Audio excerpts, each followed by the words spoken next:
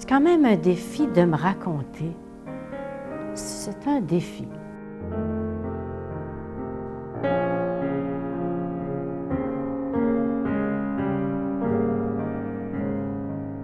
Je suis née dans une grande famille, 16 enfants, et je me souviens aussi très bien, lorsque nous étions 19, les 16 enfants, mon père, ma mère, la grand-mère. Je me souviens très bien de tout ça, là. Et une très belle famille aussi. J'avais des parents assez exceptionnels, là, tu sais, là. Je suis née dans la musique. Voilà, ça peut se définir comme ça, parce que ma mère était musicienne. Puis c'était aussi une chanteuse, une très bonne chanteuse. Et mon père aussi chantait très bien. Je me souviens qu'elle l'accompagnait quand il chantait et tout ça, là.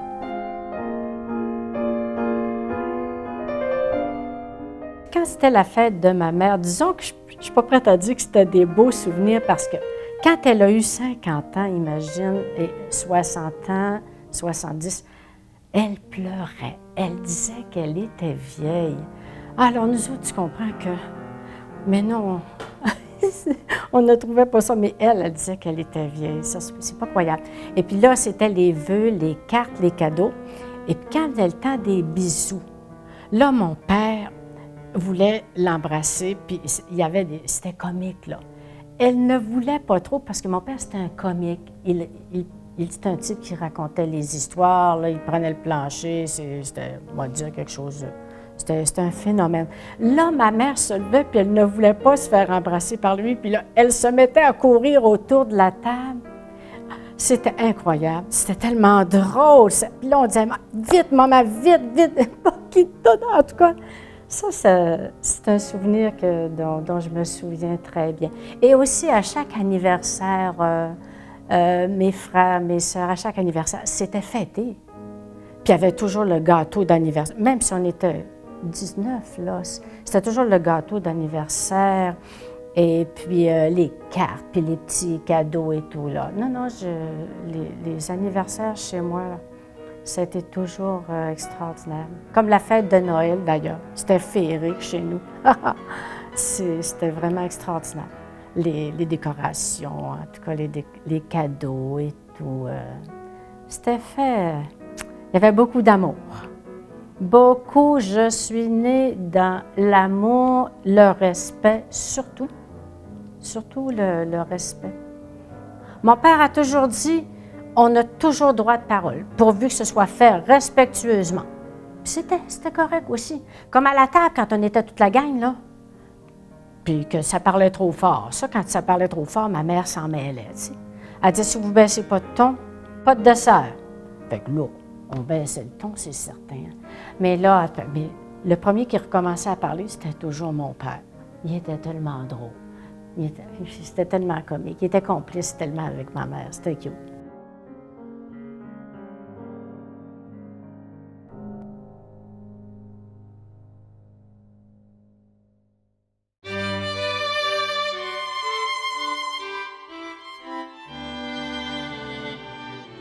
Dans ce temps-là, là, les femmes, quand elles refusaient leur mari, c'était pas permis, ça. Écoute, pourquoi est-ce que ma mère a eu 20 enfants, tu penses? Hein? Elle en avait un pratiquement à chaque année, là. En tout cas, elle m'a déjà conté ça. Elle dit, Lucette, elle dit, tu sais, elle dit, quand j'étais mariée, puis qu'elle dit, on ne pouvait pas refuser à notre mari, là. Ah, elle dit, on s'en accusait quand on avait refusé. Oh.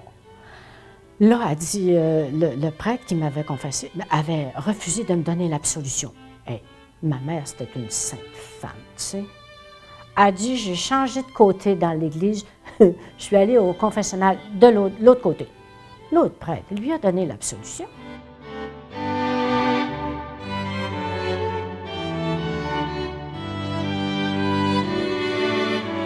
C'est quelque chose de précieux pour moi, n'est-ce pas? C'est là où je suis née, au Lac-Saint-Jean. Alors, la maison familiale est ici. Après ça, ça c'était le garage. Mon père avait un cheval là, son auto, un camion. Et les deux roulottes, mes sœurs et moi, mes enfants ont passé l'été au Lac-Saint-Jean. Tous les étés de leur enfance, ça a été toujours là. Alors ça, là, nos plus belles années, là, mes enfants parlent souvent de ça. Et la vue, c'était exceptionnel devant le Lac-Saint-Jean.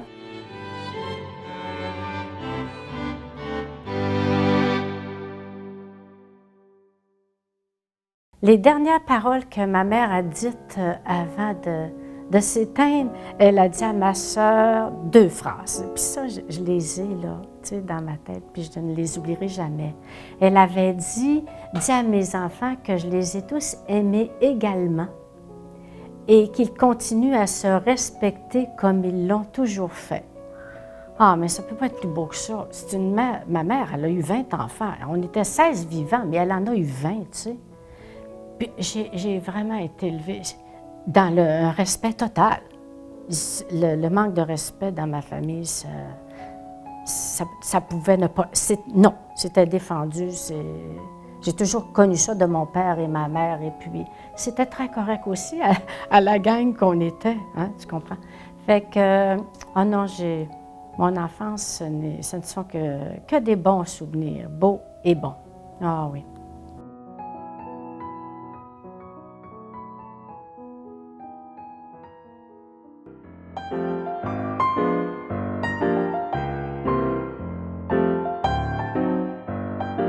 Je ne me souviens pas beaucoup d'avoir joué à la poupée, hein? Non.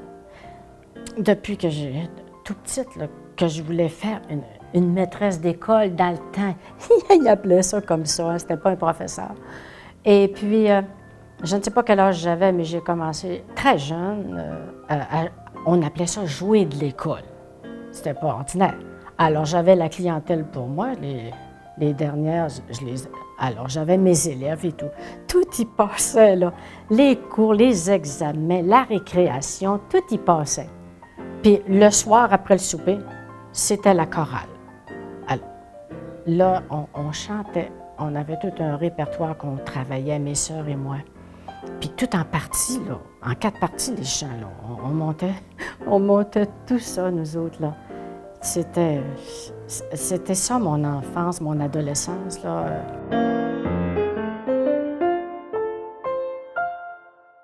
Dans la chorale de la paroisse, je me souviens qu'à un moment donné, nous étions de la même famille, 7, 8. 2 frères, mes sœurs, nous autres, on arrivait du pensionnat, puis là, on rentrait dans la chorale.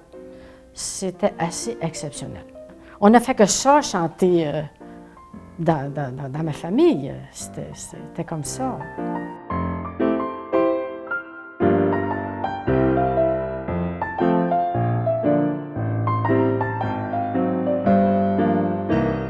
On était 4. Ça s'appelait le trio Girard.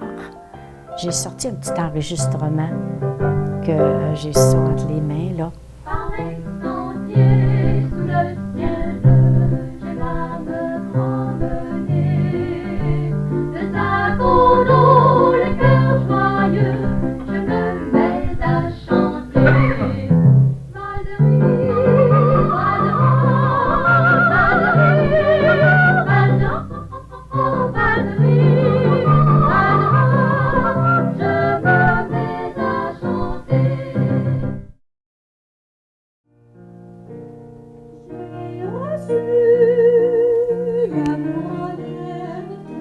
Oui, c'est exactement ça.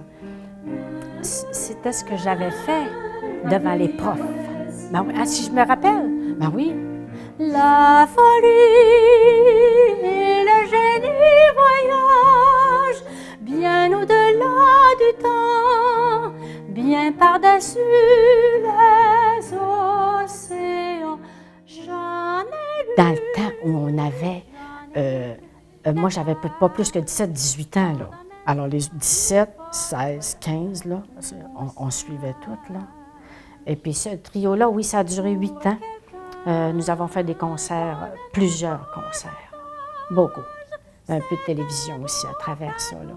Mais à un moment donné, il a fallu Il a fallu arrêter ça, en ce sens que là, fallait aller étudier, finir nos études. Hein. Puis là, on partait. C'est pensionnat, nous autres. Là. On a fait notre secondaire près de chez moi, au couvent, chez les sœurs et tout. Mais après ça, on allait pensionnaire. C'était à Chicoutimi. C'est là qu'on est allé pensionnaire.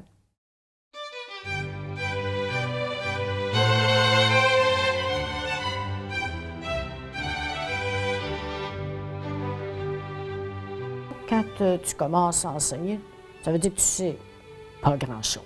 C'est là que j'ai commencé à étudier beaucoup, pendant que j'enseignais. Alors, tous les étés, j'étais à l'Université Laval.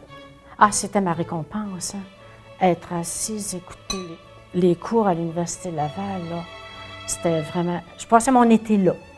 Puis durant l'année, pendant que j'enseignais, je suivais des cours, je me souviens, à Alma, les fins de semaine. Puis même, je me demande si sur semaine, j'y allais pas une fois aussi. Pour avoir mon bac, là, tu sais. Ah non, non, ça me prenait d'autres études. Quand j'ai commencé à enseigner au secondaire, fait que c'est quelque chose, là, un peu...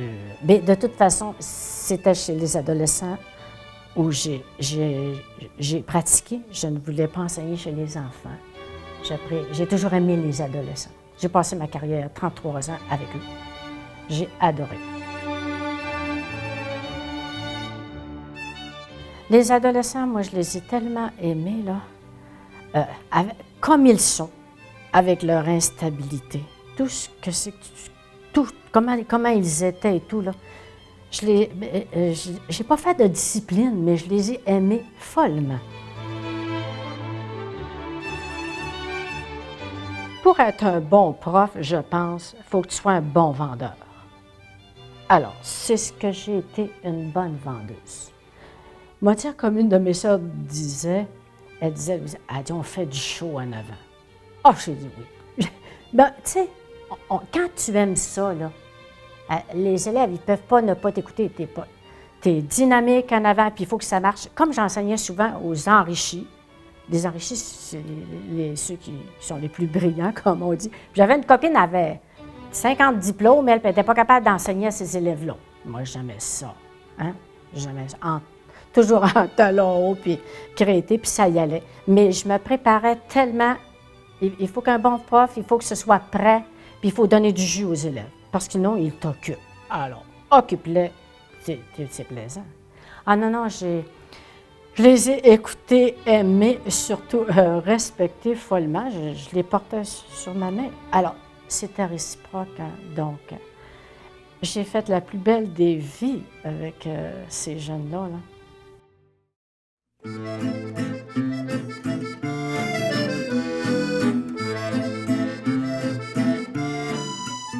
J'ai été mariée près de 20 ans, où j'ai eu 2 beaux garçons, évidemment. Et avec mon premier mari, lui a étudié aussi beaucoup. Parce que les 10 premières années, je dirais qu'il était à l'université toujours, parce qu'il a fait des hautes études et il a obtenu un doctorat en sciences de l'éducation. Et il travaillait en même temps. On travaillait les deux plein temps, les 2 enfants. Alors, la seule chose qui nous reliait, c'était nos cours de danse. Alors, on a fait de la danse pendant 16 ans, étudié la danse sociale, avec exhibition, toute l'affaire, là. Fait que là, j'avais un excellent danseur, puis moi, je pense que j'avais un certain talent aussi. On a fait vraiment des belles choses, des très belles choses. Je me souviens qu'un soir, on était revenus à la maison avec 2 gros trophées, là, tu sais. Ah! J'étais tellement affolée. J'ai tellement des beaux souvenirs. C'était la seule chose, pratiquement, qui pouvait nous relier, là. Parce qu'on était, lui, aux études, beaucoup. Bien, aux études, mardi soir, jeudi soir, vendredi soir, samedi puis dimanche, toute la journée, t'as pas ton mari, là. Ça fait que c'est quelque chose. C'était... On gaulait, on allait assez vite, merci. On se rejoignait là.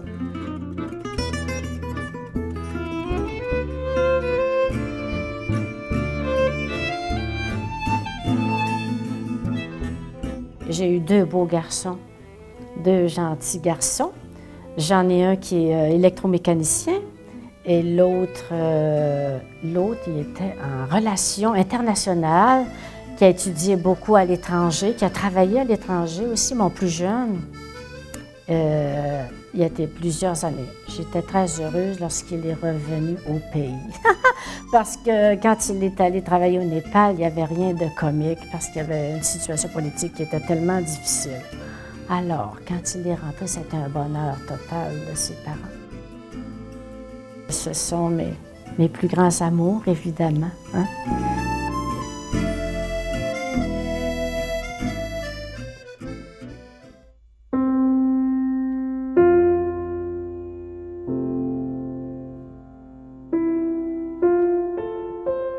Ma plus grande épreuve, c'est bien sûr que c'était ma séparation lors de mon premier mariage après 20 ans. Une famille, ça ne se sépare pas. Si ça s'est produit, c'est qu'il y avait vraiment des raisons majeures, malgré que j'ai mis du temps pour m'en sortir, pour pacifier mon cœur. Ça a pris un bon 2 ans et tout ça. Mais c'est justement, c'est parce que j'ai eu la foi pour m'en sortir. Parce que je ne m'en sortais pas. C'était trop pénible. Trop pénible. Qu'est-ce que c'est qui m'avait fait le plus souffrir? C'était ma peur de vivre seule. C'était pas une grosse peur, mais c'était quasiment presque 24 heures par jour, là.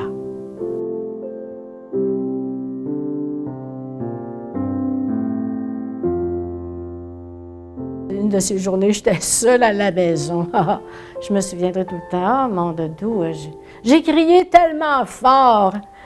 Tu sais, en haut, au Seigneur, ben, donne-moi la paix ou fais-moi mourir. Pourquoi est-ce que j'aurais pas la paix pour vivre, moi, là comme n'importe qui? Fait que ça fait que j'ai eu ma réponse. J'ai tellement crié fort, faut croire qu'il m'a entendu en haut. Mais je dis pas que j'en ris, mais c'est simplement pour dire que quand on a la foi, ça transporte les montagnes, je pense. Mais cette fois-là, j'ai eu ma réponse presque tout de suite. Presque tout de suite. Je pense que c'est ce que j'ai de plus riche en moi, c'est ma croyance.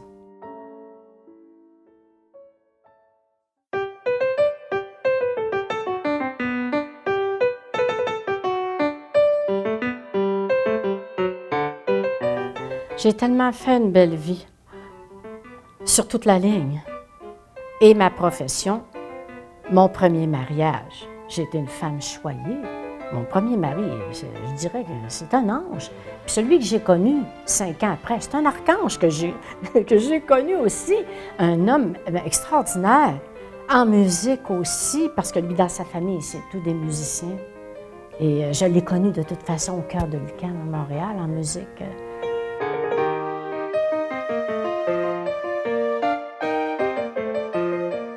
Ça faisait déjà 5 ans que j'étais seule, puis j'étais bien dans mon cœur. Puis j'étais une femme indépendante, puis je voulais pas... Les hommes... j'étais bien dans ma peau, puis je voulais rien savoir. Enfin, là, j'étais libre et tellement bien. J'appréciais beaucoup ma liberté. À un moment donné, j'ai dit, j'aimerais ça, rencontrer quelqu'un peut-être. Fait que quand il rentrait un homme nouveau dans le cœur de l'UQAM, parce qu'on était un gros groupe, les hommes étaient au fond.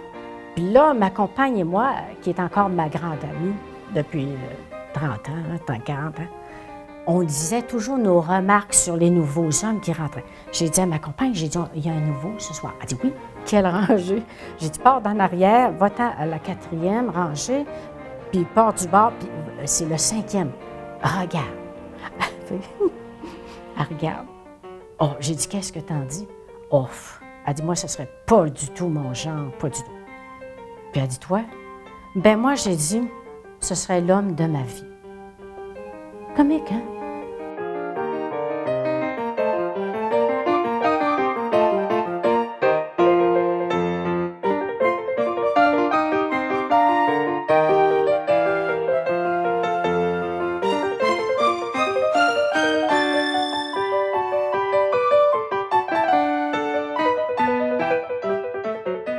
Je n'ai aucun regret de ce que j'ai vécu parce que j'ai tout fait ce que j'ai voulu faire. Hein? J'enseigne depuis l'âge de 5 ans. Là. J'ai été 33 ans dans l'enseignement. J'ai tellement... Mes plus belles années ont été là. Puis, après que j'ai fait 16 ans de danse, j'ai toujours voulu danser et chanter. Puis avec mes sœurs, on a fait des années de musique et je suis encore en musique. Hein, je chante encore. Je fais encore des funérailles, j'anime des messes. Alors, tout ce que j'ai voulu faire, je l'ai fait. C'est pas croyable. Quand on sait, je pense qu'on a un potentiel, puis on a le talent pour faire des choses. Il faut se faire confiance. Hein? Il faut se faire confiance beaucoup, puis il faut y aller. Il faut y aller. Si tu ne le fais pas, qui va le faire? Ben, en tout cas, hein?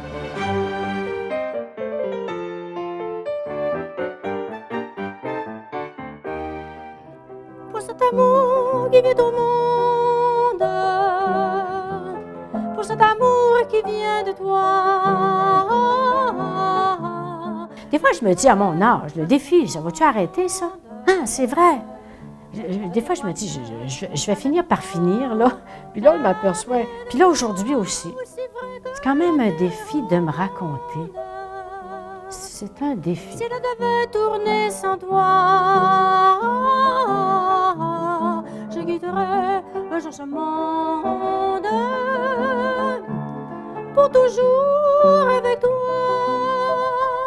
Mon amour, vois-tu, la vie nous attend, elle s'offre à nous et à ses enfants. Et il faut foncer, peu importe les difficultés, tout ce que ça amène de difficultés, hein? Il faut toujours aller le plus loin possible que tu peux. C'est comme ça, puis c'est relever des défis tout le temps. Il y en aura tout le temps. Selon moi, si tu ne relèves plus de défis dans la vie, là, je ne sais pas que si ça vaut la peine de vivre, dans le fond.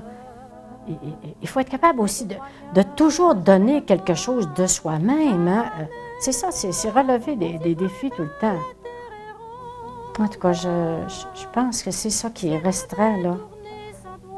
C'est ce que j'ai fait toute ma vie, puis que je fais encore, malgré mon âge. Hein? Tu sais, malgré mon âge. Là, tu penses que des fois, tu aurais fini, mais c'est jamais fini.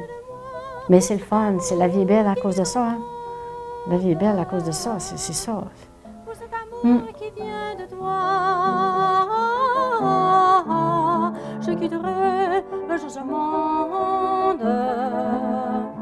Ne t'éloigne jamais de moi, jamais de moi, aussi vrai que la terre est ronde. Si elle devait tourner sans toi, je quitterai un jour ce monde pour toujours.